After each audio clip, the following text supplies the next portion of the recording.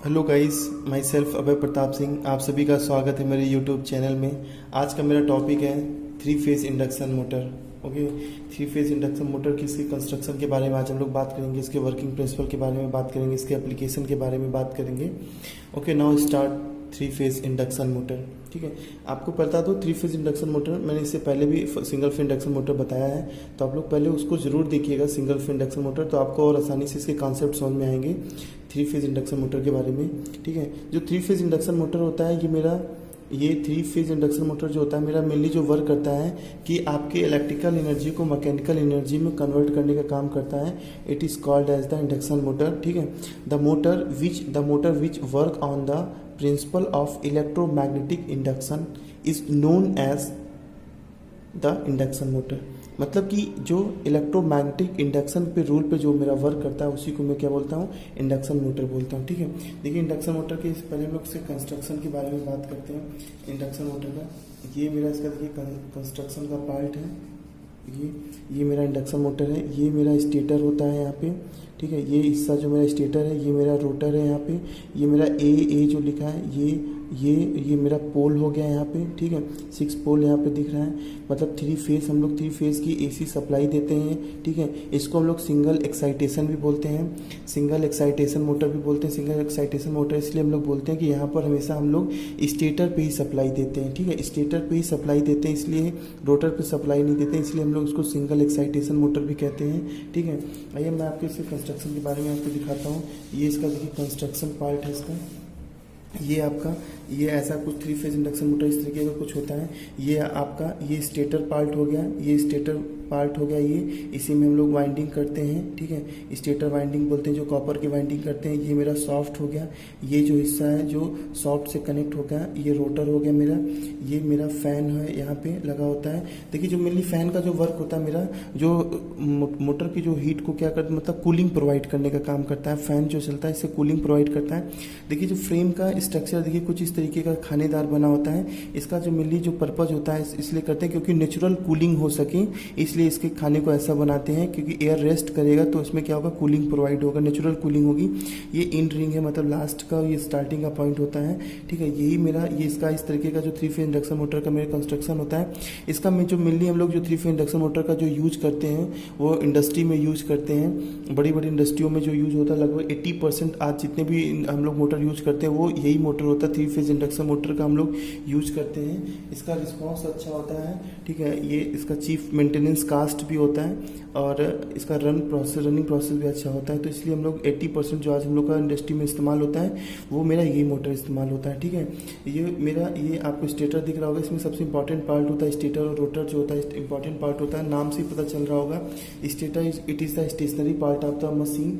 Okay, stationary part of the machine होता है। यहाँ पे हम लोग स्टेटर में हम लोग क्या करते हैं, थ्री फेज एसी सप्लाई देते हैं। देखिए यहाँ पे हम लोग ने स्टेटर पे ही AC three phase RYB supply दी थी। फिर जो मेरा रोटर होता है, रोटर का rotating part of the machine, ये क्या होता है, rotating part of the machine होता है इंडक्शन मोटर में।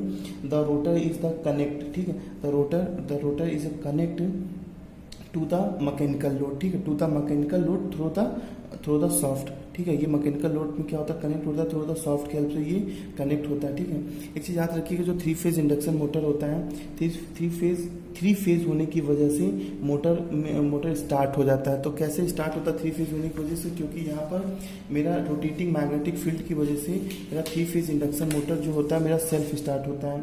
सेल्फ स्टार्ट इसलिए होता है क्योंकि यहाँ पर वाइंडिंग होती है। वाइंडिंग की वजह से, थ्री फेज वाइंडिंग होने की वजह से यहाँ पर रोटर मेरा जो होता है सेल्फ स्टार्ट होता है। ठीक है, अब यहाँ पर देखिएगा, ये देखिए कुछ इस तरीके का ये इसका कंस्ट्रक्शन है। यहाँ पर जो ये मेरा जो है, ये मेरी एक वाइंडिंग हो गई, ये 2 वाइंडिंग, ये 3 वाइंडिंग। जो मेरी जो थ्री फेज एसी सप्लाई देते हैं, जो थ्री फेज एसी सप्लाई होती है वो मेरी कुछ साइनोसॉइडल वेव के फॉर्म में चलती है। साइनोसॉइडल वेव के फॉर्म में मेरी ट्रेवल करती है। मानता हूँ मेरी ये फेज 1 है, मतलब फेज RYB 3 फेज है। ये फेज 1 की पोजीशन है, ये फेज 2 की पोजीशन है, ये फेज 3 की पोजीशन है। ये तीनों फेज की पोजीशन है जहाँ पे करंट मेरा क्या ट्रेवल कर रहा है। ये साइनोसॉइडल वेव के फॉर्म में मैं इसको इंडिकेट कर रहा हूँ। ठीक है। यहाँ पर जो होता है, देखिए ये जो ट्रैवल करता है तो क्या होता है, according to Faraday law electromagnetic induction पे रूल पे वर्क करता है। मतलब जब किसी भी कंडक्टर में क्या करते हैं, करंट को फ्लो करते हैं, ठीक है। जब किसी भी कंडक्टर में करंट को फ्लो करते हैं तो एक मैग्नेटिक फील्ड डेवलप होती है। मैग्नेटिक फील्ड का जो मेरा काम होता है, यहाँ पर जो मैग्नेटिक फील्ड डेवलप होती है, यहाँ पर रोटेटिंग मैग्नेटिक फील्ड डेवलप होती है। तो रोटेटिंग मैग्नेटिक फील्ड की वजह से रोटर में क्या होता है, रोटर में टॉर्क लगता है, रोटर क्या होता है, रोटर रोटेट करने लगता है। इस वजह से ये मेरा 3 फेज इंडक्शन मोटर जो होता है वो सेल्फ स्टार्ट होता है। देखिए कुछ इस तरीके की हम लोग इसमें वाइंडिंग करते हैं। ये जो मेरा हो गया, ये देखिए ये ऑरेंज कलर में, ग्रीन कलर में, रेड कलर में, ये मेरी 3 फेज की वाइंडिंग हो गई। देखिए कुछ इस तरीके का इंटरनली जो इसका कंस्ट्रक्शन होता है, जो हम लोग वाइंडिंग करने का तरीका होता है वो कुछ इस तरीके का होता है, ठीक है। ये देखिए स्टार्ट होता है, ये एंड पॉइंट हो, जो मैंने आपको बताया था कि जो यहाँ पर जो एंड रिंग इस्तेमाल होता है, एंड रिंग क्यों बोलते हैं, देखिए यहाँ पे जो एंड रिंग जो होता है वो मेनली जो हम लोग यहाँ पे जो यूज करते हैं कि कॉपर वायर को, ठीक है, कॉपर वायर को शॉर्ट करने के लिए हम लोग एंड रिंग का यूज करते हैं। देखिए यहाँ पे एंड यहाँ पे है, ठीक है, ये एंड पार्ट है, ये एंड पार्ट है, ठीक है, और क्या है, ये एंड पार्ट है। तो एंड पार्ट में हम लोग जो क्या करते हैं, एंड रिंग यूज करते हैं। एंड रिंग का जो मेनली पर्पज होता है कॉपर वायर को शॉर्ट करने के लिए हम लोग यूज करते हैं, ठीक है। तो ये मेरा इस तरीके का कुछ इसका कंस्ट्रक्शन होता है। यहाँ पर देखिएगा जो मेनली मेरा रोटेटिंग मैग्नेटिक फील्ड की वजह से मेरा क्या होता है, रोटर मेरा घूमता है। जब रोटर मेरा घूमता है तो क्या होता है, देखिए जब रोटेटिंग मैग्नेटिक फील्ड क्या होता है, देखिए जो मेरा रोटेटिंग मैग्नेटिक फील्ड होता है, ठीक है, ये देखिए रोटेटिंग मैग्नेटिक फील्ड जो होता है, तो rotating magnetic field, the magnetic field having the, ठीक है, द हैविंग द मूविंग, ठीक है, हैविंग द मूविंग, ठीक है। देखिए ये मैं इसका जो मेनली वर्क क्या होता है, देखिए जो मतलब ऐसी मैग्नेटिक फील्ड जिसकी पोलरिटी हर एक इंटरवल पे क्या होती है, चेंज होती रहती है। ऐसी हम लोग ऐसी फील्ड को हम लोग क्या बोलते हैं, रोटेटिंग मैग्नेटिक फील्ड बोलते हैं। यही मेरा रोटेटिंग मैग्नेटिक फील्ड का ये होता है, इसका वर्क होता है। देखिए हर एक इंटरवल पे कैसे चेंज हो रहा है, यहाँ पे देखिए, यहाँ पे 0 पॉइंट पे मेरा नॉर्थ साउथ का डायरेक्शन इधर है, फिर यहाँ पे देखिए इस पोजीशन पे ये यहाँ पे हो गया, इस पोजीशन पे देखिए यहाँ पे हो रहा है। मतलब क्या हो रहा है कि हर इंटरवल के बाद इसकी पोलरिटी हमेशा क्या हो रही है, चेंज हो रही है। इसीलिए यहाँ पर देखिए यहाँ पे कुछ, यहाँ पे कुछ, यहाँ पे कुछ, ये ऑटोमेटिक। तो ये एक, मैं किसी एक फेज की बात कर रहा हूँ, ऐसे मेरे तीनों फेज है, देखिए 1 2 3, ऐसे फेज पे मेरा क्या होता है, नंबर ऑफ पोल हमेशा चेंज हो रहा है। मतलब देखिए जब हम लोग एसी सप्लाई करते हैं तो यहाँ पर जो नंबर ऑफ पोल है वो हमेशा क्या होता है, चेंज होता रहता है। तो चेंज होता रहता है, अगर चेंज होगा, देखिए मैं एक सिचुएशन मान लेता हूँ, यहाँ पे नॉर्थ है, यहाँ पे साउथ, यहाँ पे नॉर्थ, यहाँ पे साउथ, यहाँ पे नॉर्थ, यहाँ साउथ। ऐसा इसलिए करने पर क्या होता है कि यहाँ पर हमेशा अपोजिट पोल एक दूसरे को क्या करता है, अट्रैक्ट करता है। ये इसको क्या करेगा, ये इसको अट्रैक्ट करेगा, ये इसको अट्रैक्ट करेगा, जिसकी वजह से मेरा क्या होगा, रोटर मेरा घूमने लगेगा, ठीक है। तो रोटर मेरा घूमने लगेगा तो क्या होगा, मेरा सेल्फ स्टार्ट हो जाएगा मोटर मेरा। तो एक चीज जान लीजिएगा, यहाँ पर जो रोटेटिंग मैग्नेटिक फील्ड की वजह से मेरा रोटर क्या होता है, घूमता है। तो रोटेटिंग मैग्नेटिक फील्ड यहाँ पे फोर्स लगाता है, फिर ये क्या करता है, यहाँ इसमें भी एक मैग्नेटिक फील्ड डेवलप होती है, ठीक है। इसमें भी रोटेटिंग मैग्नेटिक फील्ड में भी एक यहाँ पे मैग्नेटिक फील्ड डेवलप होती है, जिसकी वजह से रोटर आपका रन करने लगता है। तो कुल मिला के कहने का मतलब ये कि रोटेटिंग मैग्नेटिक फील्ड की वजह से मेरा 3 फेज इंडक्शन मोटर जो होता है वो सेल्फ स्टार्ट होता है, ठीक है। देखिए इसमें कुछ कंडीशन होती है 3 फेज इंडक्शन मोटर में, जो हम लोग रोटेटिंग मैग्नेटिक फील्ड की कंडीशन में होती है। जो देखिए रोटेटिंग मैग्नेटिक फील्ड जो होती है, कुछ चीज़ें देखिए उसमें कंडीशन होती है, तभी वो रोटेटिंग मैग्नेटिक फील्ड अपना वर्क करता है। देखिए जो फर्स्ट मैं मान लेता हूँ यहाँ पे, ठीक है, जो होता है, देखिए जो होता है रोटेटिंग जो होता है मैग्नेटिक फील्ड जो होता है, कुछ कंडीशनों पे काम करता है। देखिए यहाँ पे क्या होना चाहिए, number of phase more than 1, okay.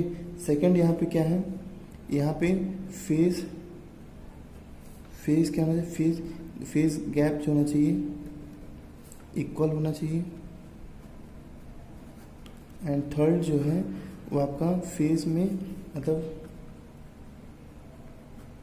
Phase में क्या होना चाहिए, फेज में इक्वल मैग्नीट्यूड, क्या मैग्नीट्यूड का करंट फ्लो होना चाहिए।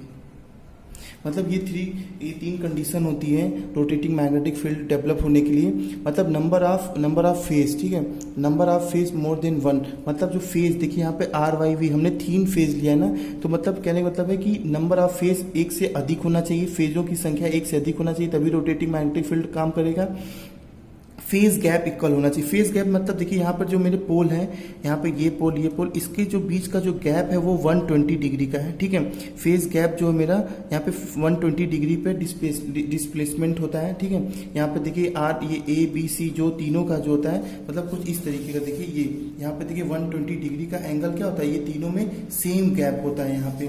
फिर यहाँ पे क्या करते हैं, फेज इक्वल, यहाँ पे जो फेज में इक्वल मैग्नीट्यूड का करंट फ्लो होना चाहिए। मतलब यहाँ आर वाई बी पे जो करंट फ्लो होगा तीनों पे इक्वल मैग्नीट्यूड का करंट फ्लो होगा। ये जब कंडीशन जब फॉलो करेगा तभी ये रोटेटिंग मैग्नेटिक फील्ड डेवलप होगा, जिससे मेरा रोटर क्या होगा, सेल्फ स्टार्ट हो जाएगा, ठीक है। एक चीज और चीज जानने का, जब ये रोटर जो मेरा रोटेट करता है तो जो रोटेटिंग मैग्नेटिक फील्ड का डायरेक्शन होता है, ठीक है, जो रोटेटिंग मैग्नेटिक फील्ड का जो डायरेक्शन होता है वो डिपेंड करता है हमारी सप्लाई के फेज पर, ठीक है। हमारी सप्लाई के फेज पर डिपेंड करता है कि रोटेटिंग मैग्नेटिक फील्ड का डायरेक्शन किस होगा। अगर मैं मान लेता हूं कि अगर ये क्लॉकवाइज डायरेक्शन है, एंटी क्लॉकवाइज जिस हमको तो क्लॉकवाइज डायरेक्शन में मेरा मोटर रन करे, अगर बाय द वे अगर एंटी क्लॉकवाइज डायरेक्शन करता है तो हम लोग फेज चेंज कर देते हैं। फेज चेंज करने पर ये मेरा क्लॉकवाइज डायरेक्शन में मेरा क्या होता है, मूव करने लगता है, ठीक है। यही मेरा जो मेनली जो वर्क होता है ये उस तरीके से होता है। देखिए यहाँ पर क्या होता है, ये मैं मान लेता हूँ ये मेरा कोई ए है, ठीक है, ये मेरा phase A, phase B, phase C, मतलब आर वाई बी, ये आर है, ये वाई है, ये वी मान लेते हैं। तो वो कुछ इस तरीके से करंट मेरा क्या हो रहा है, ट्रेवल कर रहा है। मैं मान लेता हूँ किसी एक फेज की हम लोग बात करते हैं, इस फेज में पोजीशन क्या होता है, देखिए यहाँ पे नॉर्थ साउथ है, यहाँ पे नॉर्थ साउथ, मतलब जो रोटेटिंग मैग्नेटिक फील्ड क्या कर रहा है, जो हर पीरियड पे इसका क्या हो रहा है, पोलैरिटी चेंज होती चली जा रही। ऐसे तीनों की जब देखिए मैं तीनों को दिखा रहा हूँ, ऐसे इसकी पोलैरिटी चेंज होगी तो हमेशा इसका नॉर्थ साउथ इसका जो पोल होगा वो आपस में इंटरचेंज होता रहेगा, जिस वजह से ये क्या होगा, पोल अपोजिट पोल एक दूसरे को अट्रैक्ट करेगा। और ये जो पोल है रोटर का जो रोटेटिंग फील्ड है, और जो रोटर जो जिस स्पीड से घूमेगा और रोटेटिंग मैग्नेटिक फील्ड जो स्पीड घूमेगी, दोनों की स्पीड डिफरेंट रहेगी, क्योंकि रोटेटिंग मैग्नेटिक फील्ड की वजह से ही आपका रोटर घूम रहा है। वो रोटर हमेशा क्या करेगा, रोटेटिंग मैग्नेटिक फील्ड की स्पीड को पाने की कोशिश करेगा। इसी कंफ्यूजन में वो कभी पा नहीं पाएगा, वो इसी कंफ्यूजन में रोटर हमेशा ऑलवेज क्या होता है, रन करता रहता है, सिर्फ किस लिए, क्योंकि रोटेटिंग मैग्नेटिक फील्ड को पाने के लिए। पर ये कभी पॉसिबल नहीं हो पाता है, ठीक है। इसकी वजह से रोटर आपका घूमने लगता है। एक चीज जान लीजिएगा, ये जब डिफरेंस होता है तभी ये क्या होता है, इंडक्शन मोटर की तरह काम करता है। अगर रोटेटिंग मैग्नेटिक फील्ड और रोटर की स्पीड दोनों अगर स्पीड सेम हो जाएगी तो ये सिंक्रोनस मोटर की तरह वर्क करने लगेगा, ठीक है। ये इसीलिए इसको जो 3 फेज इंडक्शन मोटर होता है इसको क्या बोलते हैं, सिंक्रोनस मोटर की तरह जब वर्क करता है तो इसको हम लोग एसी 3 फेज इंडक्शन मोटर भी बोलते हैं, ठीक है। एसी मोटर भी बोलते हैं इसको, एसी इलेक्ट्रिकल मोटर बोलते हैं, असिंक्रोनस भी बोलते हैं इसको, ठीक है। एसी मोटर भी बोलते हैं, असिंक्रोनस मोटर भी बोलते हैं, और 3 फेज इंडक्शन मोटर भी बोलते हैं, ठीक है। वो कब होगा, अगर सिंक्रोनस मोटर की कंडीशन कब होगी, जब रोटर की स्पीड और रोटेटिंग मैग्नेटिक फील्ड की स्पीड दोनों की अगर सेम हो जाती है तो उस कंडीशन में ये मेरा क्या होगा, सिंक्रोनस मोटर की तरह वर्क करने लगेगा, ठीक है।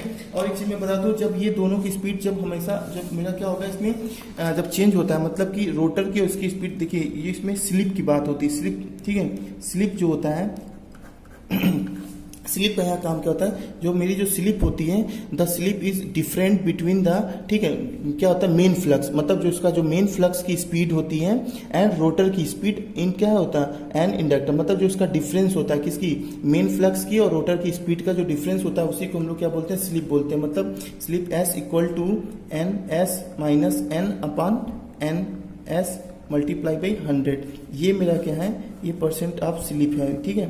इसी को हम लोग बोलते हैं स्लिप। मतलब किसको बोलते हैं, जो मेन फ्लक्स की स्पीड और मेन फ्लक्स की स्पीड जो यहाँ से आएगी, जो मेन फ्लक्स की स्पीड है और जो रोटर की स्पीड है, इसके जो डिफरेंस को हम लोग बोलते हैं स्लिप बोलते हैं, ठीक है। और स्लिप स्पीड किसे बोलते हैं, स्लिप स्पीड जो होता है वो मेरा होता है S equal to N S minus N R, okay.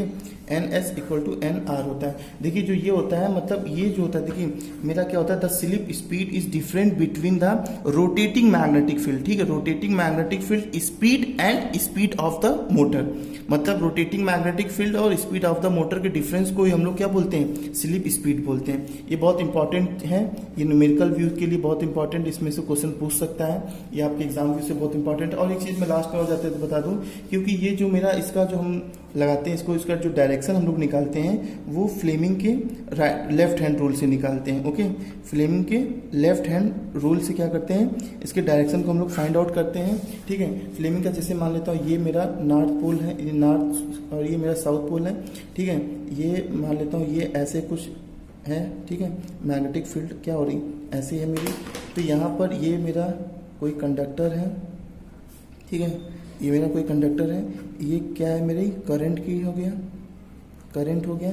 ये क्या है इस डायरेक्शन में नॉर्थ टू साउथ मेरा हमेशा ट्रेवल करता है, ये मेरा क्या है आपका मैग्नेटिक फील्ड है आपकी, ठीक है। मतलब यहाँ पे क्या हो रहा है, हम लोग यहाँ से क्या निकालते हैं, देखिए जैसे